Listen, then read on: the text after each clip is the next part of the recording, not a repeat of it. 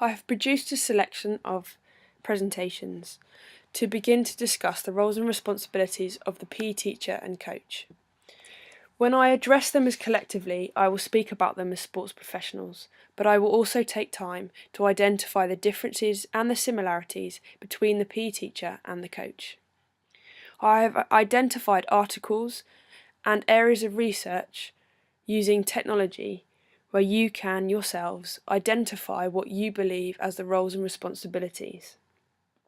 Throughout my investigation so far, I have concluded that it is the context in which the person works or wishes to work that will define the roles and responsibilities. The lines between PE teachers and coaches are becoming more blurred, especially when working in and around an educational setting. There is no one definition, list or description, and the context appears to underpin the roles and responsibilities. I have gathered together a range of articles and publications which I believe are interesting in terms of the roles and responsibilities of a PE teacher and coach. Here, I will start to describe and explain to you the themes that I have identified which may go towards defining a sports professional's roles and responsibilities. Whilst I talk you through, I'd like to for you to think of the context in which that sports professional may be working. A coach may be working with a range of age groups. They will also have different roles depending on the level at which they are dealing with. This may be professional, amateur, or recreational. Both teachers and coaches will be working in different social and cultural areas, and this may define differently their roles and responsibilities. A teacher, again, will be working with a range of age groups. This may be primary or secondary PE. They may also be working in mainstream or special needs schools, and in some areas and contexts they may be working with adults. As it stands at the moment, education settings may be in academies, state schools, private schools and free schools. All of these different schools have different expectations and roles in terms of PE teachers and the coaches that may be working with them. The first article I'd like to discuss is Gilbert and Trudel, 2004, The Role of the Coach, How Model Youth Sports Coaches Frame Their Roles. Although this is an American article written in a psychology publication in 2004, I believe that it highlights some of the important elements which may go down to describe and start to formulate the roles and responsibilities of a coach. On this page, it identifies participation motives, achievement, success, teamwork, fitness, energy release, situation, skill development, affiliation and friendship, and fun were all identified as participation motives which a coach needs to be able to identify and cater for. It also discusses the dropout stimulus. These may be too much pressure, time commitment, lack of fun, and injury.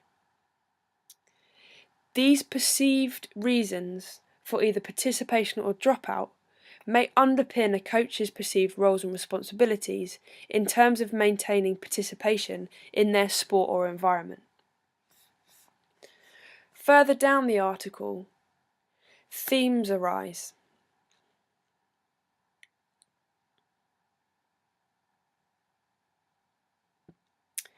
These themes are competitiveness, discipline, fun, personal growth and development, sport-specific development, and winning. Interestingly, winning becomes at the end of all of those themes. But again, a coach needs to identify that their roles are underpinned by these themes as identified by participants and coaches.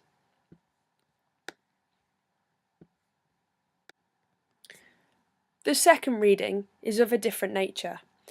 It is more recent and is also a handbook for governing bodies of sports in terms of coaching curriculum.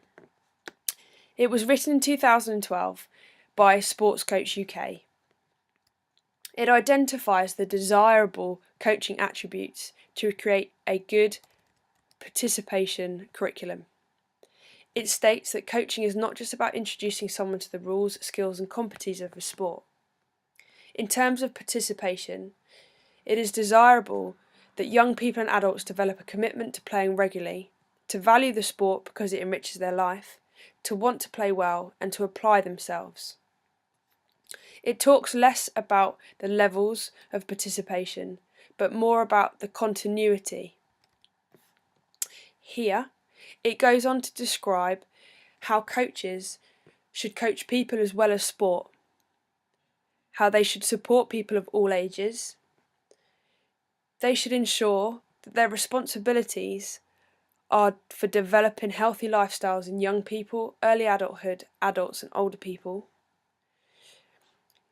It encourages them to help people take up sport for the first time or to get back into sport, supporting transitions between elite and recreational sport and vice versa, helping people develop new skills and an understanding and a love for sport and the wide range of benefits it brings to the individual, and also being able to motivate and engage people of all ages.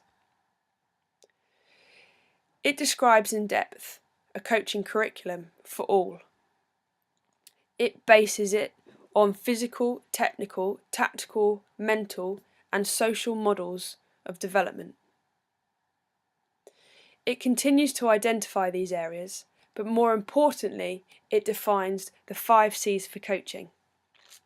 I believe a coach's roles and responsibilities are identified through these areas. They are competence, confidence, connection, character and caring, and creativity. And it shows a holistic as well as technical approach to coaching. The description of these 5 C's is added to further on when it looks at the 5 C's in practice. It gives examples to coaches about how they can implement these roles and responsibilities by developing the 5 C's through these 4 areas of physical, technical, tactical and mental. It gives examples of how to combine the 5 C's and these developmental areas in terms of coaching in a context.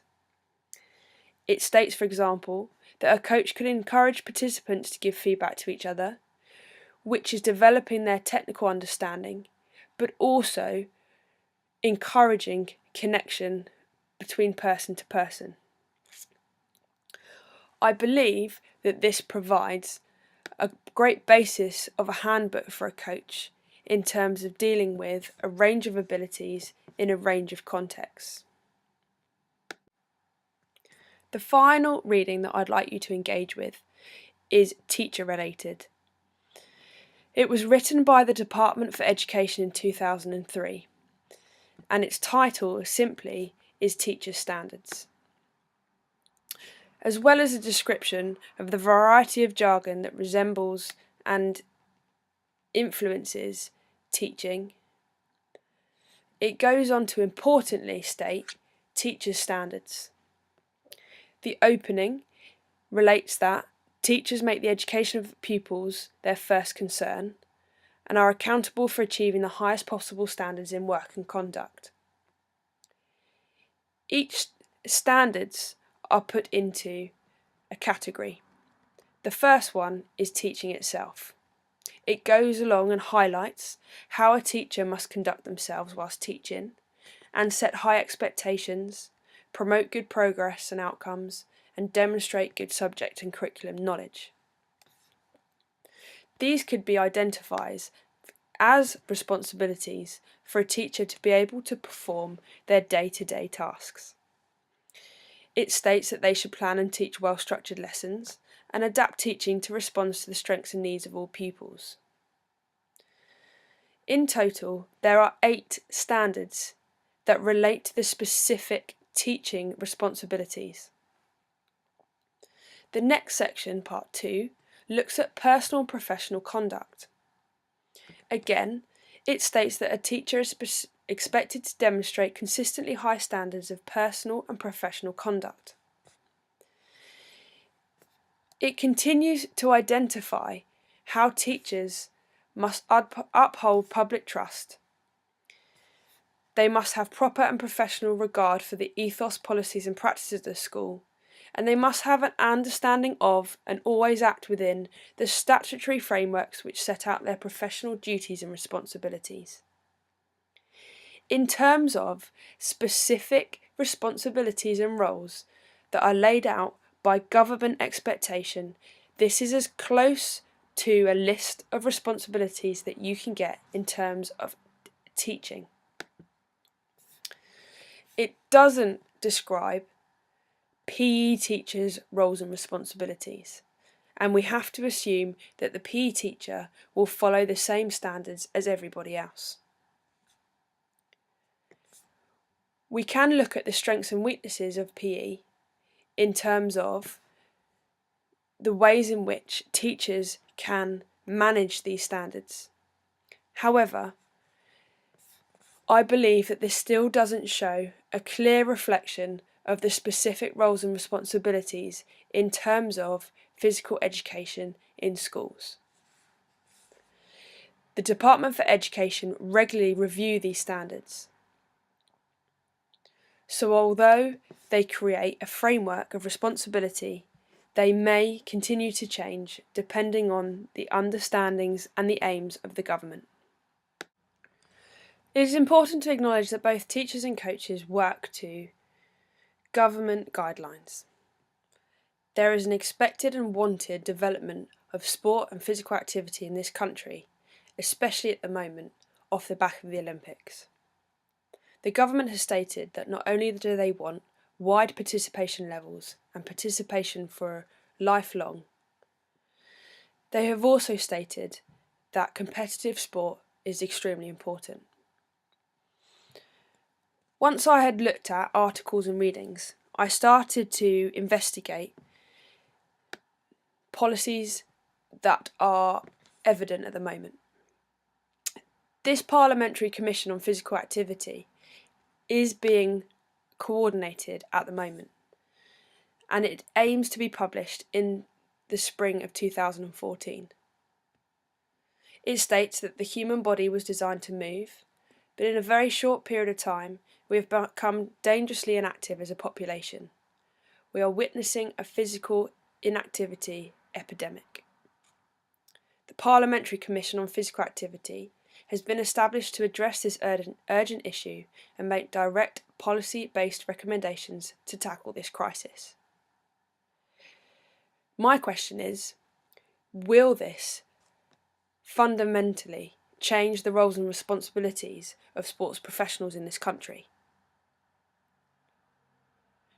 The Parliament is identifying areas in which they think we have weakness in terms of physical activity in this country, which will impact the roles and responsibilities of those involved in delivery.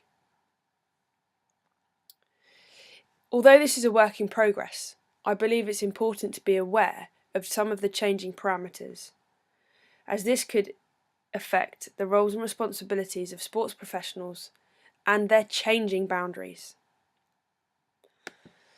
Whilst investigating, I wanted to look at what the Parliament had placed down as important links in terms of this Commission on Physical Activity. Interestingly, their links are varied. They have sports governing bodies in terms of Lawn Tennis Association. They have specific companies that are involved in sport, and they also have charities like the British Heart Foundation. When investigating further, I wanted to make links between this Parliamentary Commission and coaching or teaching. I followed the link to the Lawn Tennis Association. Very quickly, I found guidance of roles and responsibilities for coaches,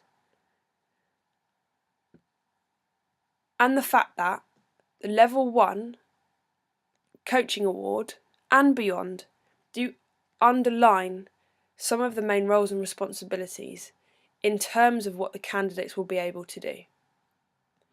It uses words like motivate and inspire. It identifies different ways of communication. And it looks at the knowledge that a coach would be expected to have on completion. Interestingly, most governing bodies lay down expectations for their coaches that are specific. What they are starting to do more so now is look at the holistic approach of coaching in terms of those 3 C's identified earlier and the expectations of government and parliamentary commissions in terms of this lifelong participation.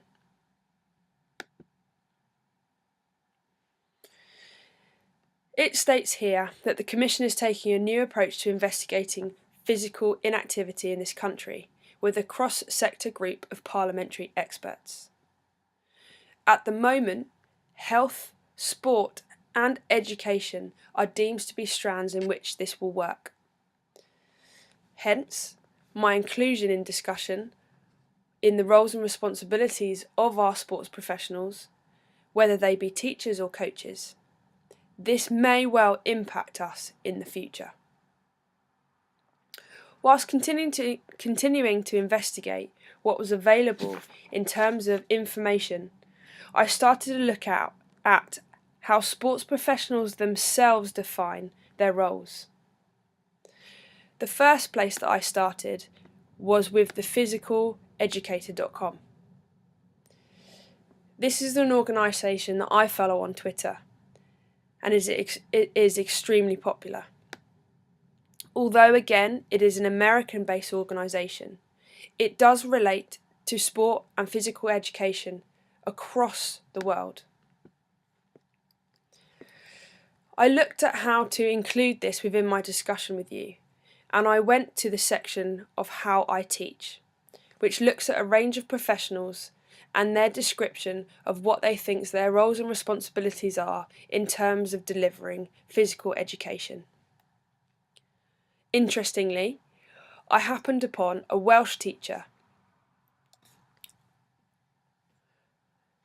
When reading his credentials and then reading how he defines his roles, I was highlighted to his personal website. It states that he is a physical education teacher and his specialisms are all things physical education and sports coaching related. It is very clear by reading his personal blogs that his interest is in technology. Does this then underpin his perceived responsibilities in physical education and sport? It talks about posts, work, resources that he has used and engaged with to strengthen his ability to deliver physical education. Further down his blog, he talks about research-informed practice. He identifies Dr. Ashley Casey, who has produced a blog that concerns PE. This monthly blog talks about various different teaching and learning developments in physical education. Again, you can start to see themes occurring, which talk about basics and specificity in terms of learners and physical education experience. He talks about learning fundamental skills and learning specific skills, which again add to the roles and responsibilities of not only the PE teacher, but also the sports coach involved in education. These blogs are varied, and you have to sift through to find relevant information. But they do include further papers and readings, which Dr. Ashley has reviewed and included. He relates to research that has been done previously and looking at different elements within physical education and sport.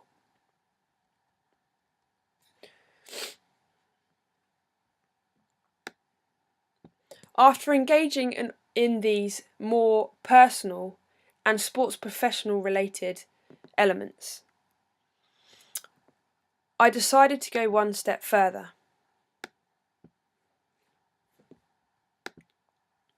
The PE Scholar is again available online. I follow them on Twitter, and they continuously have articles written by PE practitioners, sports coaches, but also people who are involved in the education of such individuals. I draw upon this article specifically. It highlights physical education and school sport, and the development of an active and healthy lifestyle. You could say that it links back to the Parliamentary Commission. It talks about psychological processes. It talks about motivation and participation. And the direction of effort refers to whether an individual seeks out, approaches, or is attracted to certain situations. This relates to the way that a PE teacher or coach packages sport and PE. It goes on to talk about the costs in terms of the NHS and our health and our understanding in this country at the moment. It talks about motivations, and it talks about how important physical education and sport is in terms of enjoyment, regardless of ability and competency level. All of these written articles that are available online are engaging. They relate to the roles and responsibilities and allow sports professionals like yourselves to identify the unique roles and responsibilities depending on your independent values, the context in which you'd like to work, and the society and cultural aspects that you need to take into account.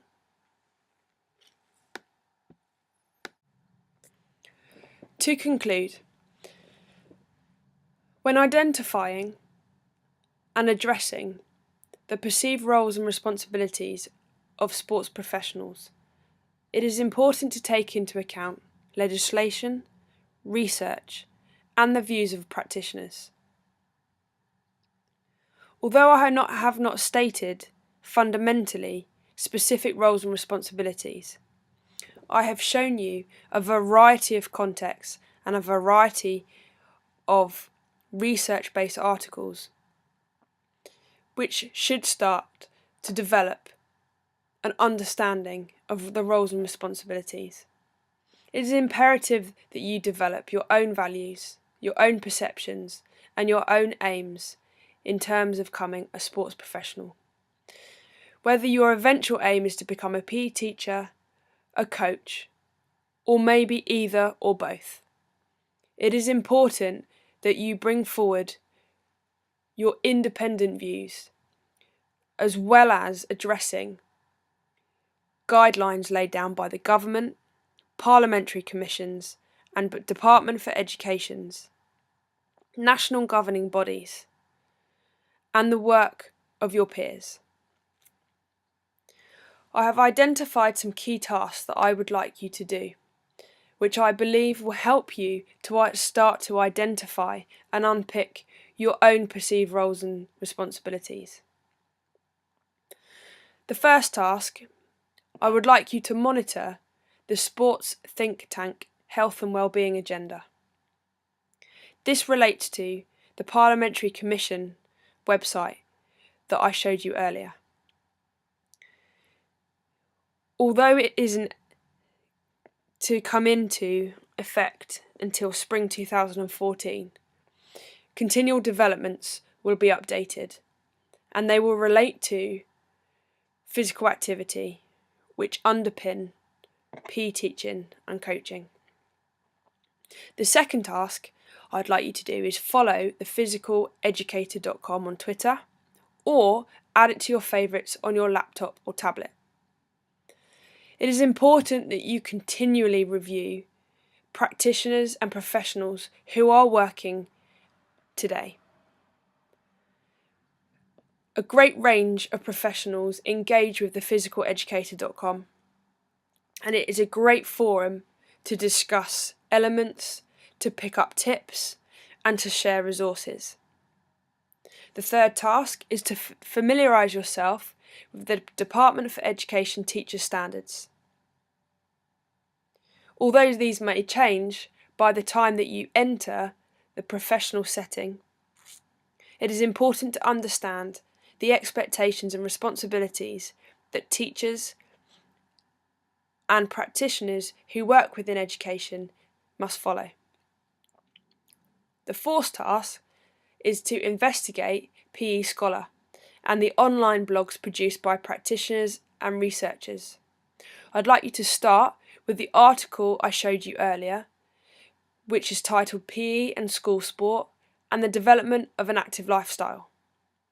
Again, PE Scholar is engaged with by many practitioners and is continually updated with new ideas, research, articles and resources. The last two tasks are to read the articles in which I referred to at the beginning. Although the role of the coach article written by Gilbert and Trudel was written nearly 10 years ago, I do believe that it addresses fundamentals, elements that underpin the roles and responsibilities. As well, Sports Coach UK, as identified earlier, have produced what could be seen as a handbook for potential coaches and PE practitioners in the future.